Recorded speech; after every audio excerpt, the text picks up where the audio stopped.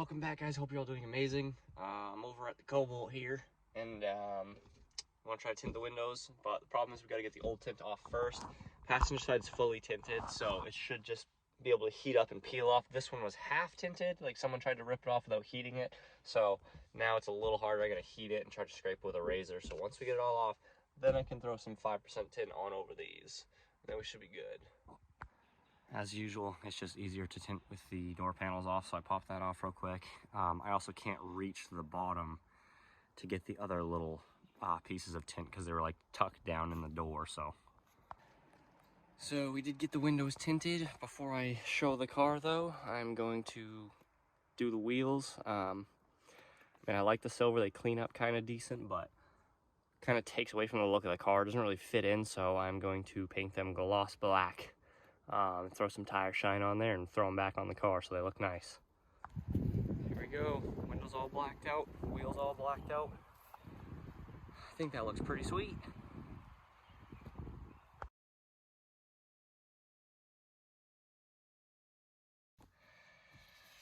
First thing to break on the Cobalt was, not surprisingly, an interior piece. This little plastic piece right there, you pull on that.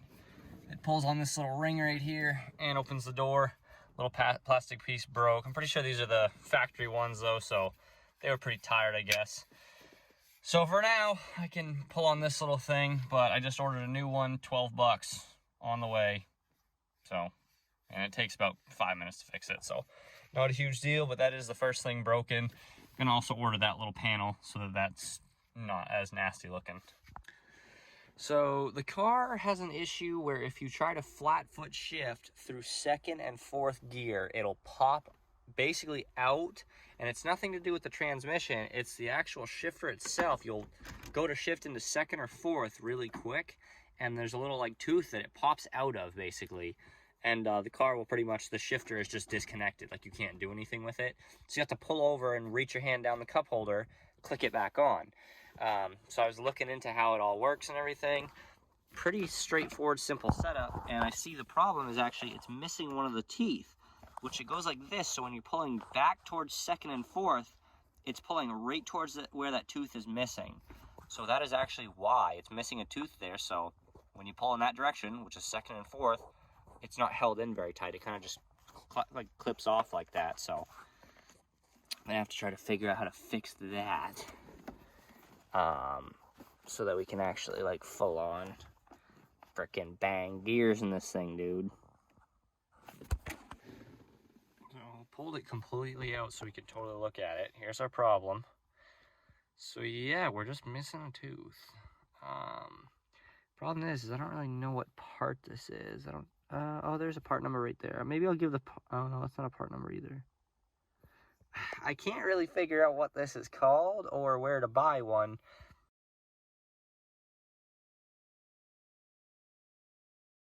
Just snagged two other little things for the SS. We got, well, first of all, here is the old intake. I'm pretty sure it was red at one point. Now it's just like really, really gross and like melted in half the spots. It's disgusting. It's been on there for a while. And I noticed the car was actually having trouble idling, and it was doing some funky stuff. So I started poking around under the engine bay to see if there was a vacuum leak or whatever. I took the intake off, it went back to normal. So the intake was straight up like clogged on the car, which is impressive because the car still ran pretty damn good for a clogged intake. So just picked up a nice shiny new one. We're gonna go throw that on. And also the battery on these cars is in the trunk, which is kind of strange. But the previous guy, the battery tipped over or something in the back, and it spilled battery acid everywhere, so it's kind of gross in the back. There's no carpet on the floor. It's just metal, but it looks kind of gross. So what I'm going to do is I'm going to go back, clean it up a little bit, and then friggin', it's basically like a bed liner. I'm going to do the whole trunk in that, so the inside is like rugged and tough, so you can spill stains, all that crap won't really stick to it. And I also got to make sure the battery is strapped down right now, because for all I know, the battery in the back isn't even strapped right now and could fall over. So a couple things to do on it, but yeah, I'm gonna go throw this stuff on. So there we go, we got our nice new intake on. I tightened this little panel too. This was rattling the other day because it was loose, so I tightened those. New intake looks awesome. Definitely a little bit bigger. So looks better and should be a lot healthier for the car. It does have a small valve cover leak. The gasket leaks a little bit over on this side, but I'm not too worried about that. Other than that, yeah, happy little engine bay.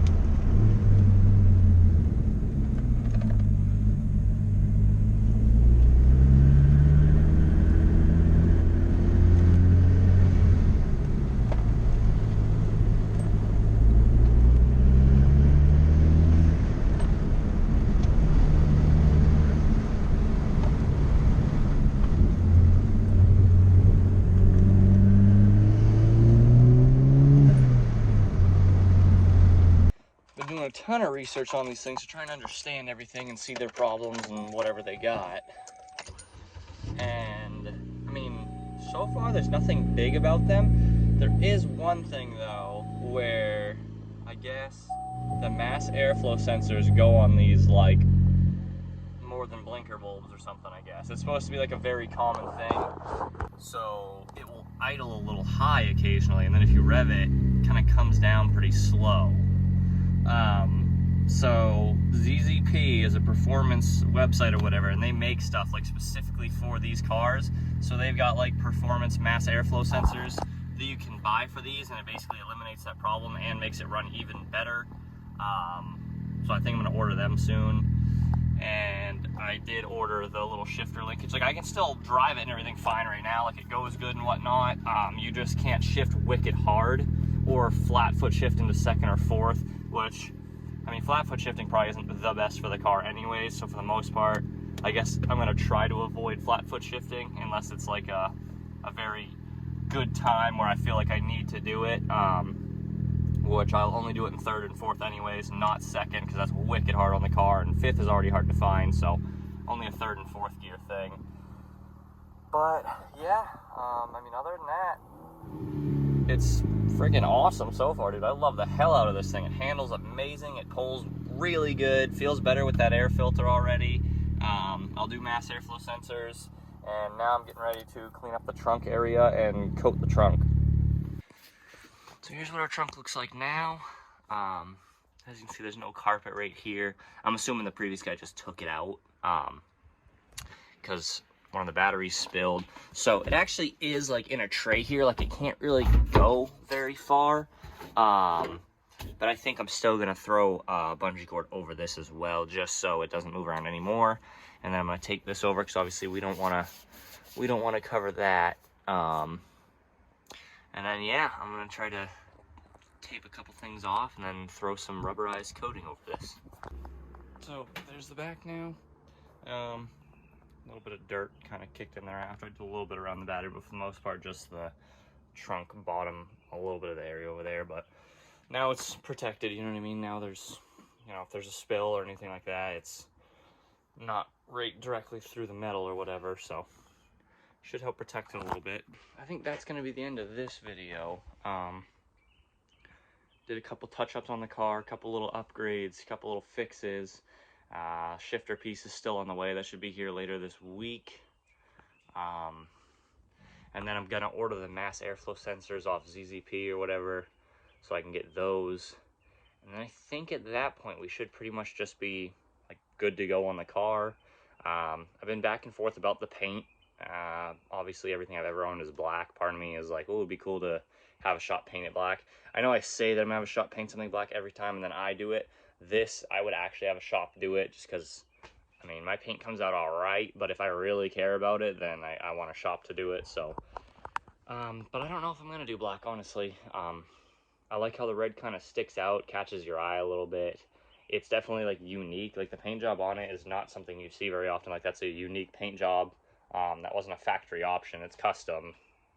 So, I might just leave it. Plus it reminds me of like Baby Driver. My buddy Mark a long time ago had a red Cavalier, and for some reason it reminds me of that too, and so that's another reason I liked it. And also just like when I was a kid, you know, I grew up playing like Need for Speed and watching the first like Fast and Furious and stuff, and it was just stuff like this, you know what I mean? There's a lot of just like front wheel drive cars with some stuff done to them, custom paint, you know, all that crap. So part of me knows that it's like a little cheesy for nowadays here in 2022 or whatnot. It doesn't quite fit the description of like cool to some people, but I don't know, reminds me of my childhood a little bit and kind of brings me back to that, so it makes me enjoy it a little bit more. So I think I might just leave it how it is. Might do the roof black, like I said, to cover a lot of the clear coat, and then I might have a shop touch up the clear coat in other spots that it's peeling or whatnot. But yeah, I think the paint's gonna at least stay for a while. It's not going anywhere anytime soon, so. But yeah, so far I love the absolute crap out of the car. I know some people don't. I've already had a lot of pushback for some reason. A lot of people have made fun of the car already. A lot of people have given me a hard time about the car. A lot of people just call it a piece of shit, and you know, I've heard a lot of names already, and I've only owned the thing for like 4 days, so that part's kind of a little disappointing. You know, to see how many people aren't really supportive of what I do if they don't like it, which isn't really as cool, but there's some people that do like it and some people that are supportive of it, so for you guys, I appreciate it. I know it's not for everybody, you know, it's different, but regardless, you know, even if it's not totally your taste, if you like watching my stuff, you know, I appreciate if you're supportive regardless of if it really is your cup of tea or not. Support's always nice. So, yeah, so far, love the crap out of the car. There's an autocross event coming up here in 2 weeks, I think. I'm gonna try to go to that if I can. I'm not exactly sure 100% if I can do it yet, because that night I know that I'm gonna be going to sleep at like 2 a.m. It's on a Saturday morning at 7 a.m. and I'm going to be going to sleep Saturday morning at 2 a.m. It's only in Brunswick, so it's like a 30-minute drive for me, but that means I'm going to have to be up and like out at like 6:30, the latest. So I'm going to be pretty damn tired if I do that, but I really want to do it, so I'm going to see what happens. I'm going to try, but if we do that, I'll slap a GoPro on just to get into that. I'm probably going to be pretty rough at it when I first start off. I did one autocross event before in my life, and I wasn't very good at it, so to be fair, I was in a pretty crappy car though at the time to try to do that, and it was not made for it. The thing understeered like everywhere. So yeah, I hope you guys enjoyed the video. There's lots on the way with the car, so if you guys do enjoy it, make sure you're subscribed and leave a like, and I'll see you in the next one.